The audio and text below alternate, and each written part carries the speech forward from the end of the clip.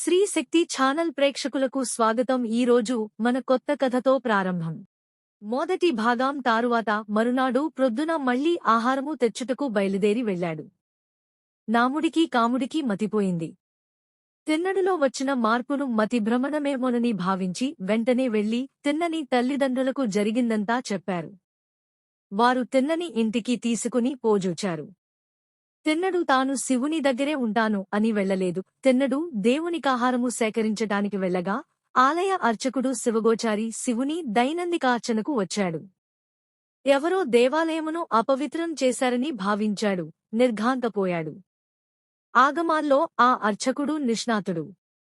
అందుకని అక్కడ ఉన్న మాంసము మొదలగు వానిని తొలగించి మంత్రయుక్తముగా సంప్రోషం గావించి మళ్లీ స్నానము చేసి మడిగా కుండలో తెచ్చిన స్వర్ణముఖీ జలముతో అభిషేకము చేసి పూలతోనలంకరించి విభూతినలిమి తెచ్చిన పళ్ళు మధుర పదార్థములతో నివేదన గావించి వెళ్లాడు.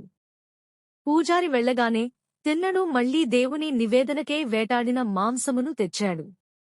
పూజారి అలంకరించిన పూజాద్రవ్యములను తీసివేసి తనదైన పద్ధతిలో పూజ చేశాడు. ఈ విధంగా 5 రోజులు జరిగాయి. పూజారి ఈక ఉండబట్టలేకపోయాడు. రోదిస్తూ పరమశివుని ప్రార్థించాడు. ఈ ఘోరకలిని ఆపు స్వామి అని ఎలుగెత్తి ప్రార్థించాడు. శివుడు శివగోచారికి తిన్నని భక్తి ప్రపత్తులను చూపదలచాడు. అర్చకునకు కలలో కనిపించి నీవు లింగము వెనుక దాగియుండు. బయటకు రాక అక్కడ ఏమి జరగబోతోందో గమనించు అని ఆదేశించాడు. 6వ రోజున యథావిధిని తిన్నడు ఆలయానికి వచ్చాడు. వస్తుండగా తిన్ననికి కొన్ని దుశ్శకునాలు గోచరించాయి. ఏదో శివునకు ఆపద జరిగిందని భావించాడు. శివునికి ఆపద జరగగలదా అని తనని గూర్చి మరచిపోయాడు. గుదికి పరుగెత్తి వెళ్లాడు. వెళ్లి చూడగానే శివుని కుడికన్ను నుండి రక్తము బయటికి వస్తోంది. దేవుని అర్చనకు తాను తెచ్చిన వస్తువులు క్రింద పడిపోయాయి.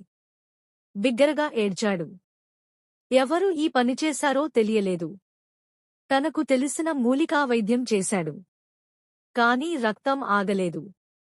వెంటనే అతనికి ఒక ఊయ కలిగింది. కన్నుకు కన్ను సిద్ధాంతముగా స్ఫురించింది. సంతోషించాడు. నృత్యం చేశాడు. నృత్యము చేస్తుండగానే ఇప్పుడు శివునికి ఎడమ కన్ను నండి నెత్తురు బయటకు రావడం గమనించాడు. భయము లేదు, మందు తెలిసిందిగా. కాని ఒక సమస్య మదిలో మెదిలింది. తన ఎడమ కన్ను గూడ తీసిన శివుని కన్ను కనుగొనుట ఎలా? అందుకని గుర్తెరుగుటకు తన పాదాన్ని శివుని ఎడమ కంటిపై బెట్టి తన ఎడమ కన్నును పెకళించబోయాడు. పరమ శివుడు వెంటనే ప్రత్యక్షమై తిన్నని చేతిని పట్టుకుని ఆపాడు. నిలువుము కన్నాపా. కన్నప్ప, నీ భక్తికి మెచ్చాను. ఇంతటి నిరతిశయ భక్తిని మునుపెన్నడూ చూచి ఎరుగను.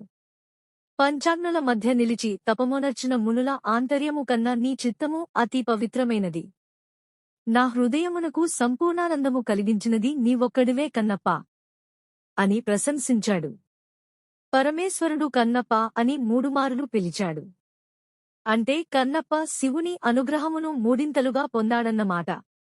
తన కన్నును ఈశ్వరునికర్పించినందులకు తిన్నడు కన్నప్ప అయ్యాడు. కన్నప్ప నాయనారు అయ్యాడు. నేత్రేశనాయనారు అనునది సంస్కృతనామము. శివుడు తన 2 చేతులతో కన్నప్పను తన దగ్గరకు తీసుకుని ప్రక్కకు చేర్చుకున్నాడు. కన్నప్పకు చూపు వచ్చింది. సాక్షాత్తూ శివుని వలె జీవించాడు. శివగోచారికి తిన్నని అపురూపమైన శివభక్తి గోచరమైంది. మహాభక్తుడైన తిన్నడు తన కళ్లనే పెకలించి శివునికిచ్చుటలో తిన్నని సంపూర్ణ శరణాగతి ఆత్మనివేదన గోచరిస్తుంది. అంతకన్నా అనితరమైన భక్తి తత్పరత కనిపించదు. వెంటనే అది భగవంతుని సాక్షాత్కరింపచేసింది. ఇలా వేదం, నాదం, యోగం, శాస్త్రాలు, పురాణాలు ఏవీ ఎరుగని ఒక మామూలు వ్యక్తి తన భక్తితో ఆ మహాదేవుని ప్రసన్నం చేసుకున్నాడు. ఈ భక్తి సామ్రాజ్యరారాజు ఒక్క శైవులకే కాదు, తెలుగువారందరికీ ప్రాతస్మరణీయుడు. ఇంతటితో కథ సమాప్తం. మరొక కొత్త కథతో కలుసుకుందాం.